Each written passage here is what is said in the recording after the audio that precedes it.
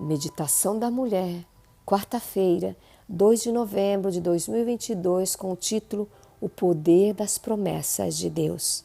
Não tema, porque eu estou com você. Não fique com medo, porque eu sou o seu Deus. Eu lhe dou forças, sim, eu o ajudo, sim, eu o seguro com a mão direita da minha justiça. Isaías capítulo 41, versículo 10. Tinha sido um ano ruim e inesquecível para mim. O negócio que eu administrava faliu. Orei bastante e tentei de tudo para salvar a situação. Nesse tempo tumultuoso, eu me agarrei firmemente à promessa de Deus em Isaías capítulo 41, verso 10. Eu estava com tanta dívida que, em outubro, fui presa. Como você pode imaginar, quando isso aconteceu, fiquei extremamente angustiada.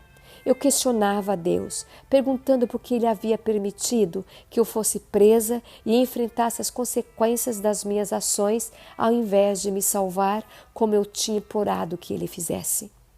Mas foi isso o que aconteceu. Tudo que levei para a prisão comigo foram minhas roupas e minha Bíblia. Descobri que, como eu, as outras pessoas presas não tinham paz alguma, então comecei a orar e estudar a Bíblia com várias delas. Duas delas começaram a emprestar minha Bíblia e dedicar tempo à leitura. À medida que os meses se passaram, enquanto eu compartilhava Jesus com as detentas interessadas, finalmente encontrei paz mental, algo que eu não poderia ter imaginado que aconteceria enquanto eu estivesse na prisão.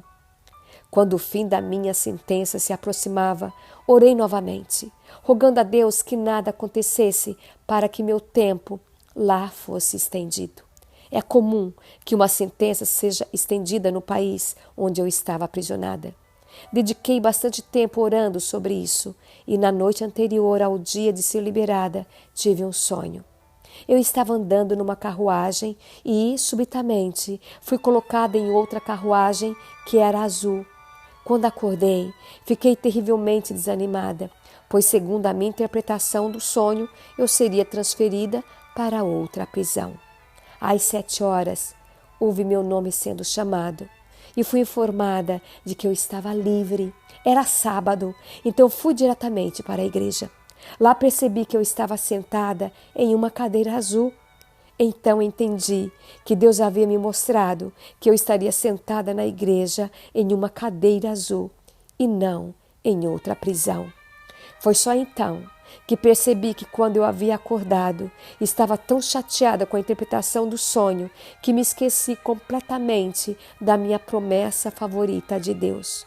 É o verso de hoje e eu havia deixado de clamá-la.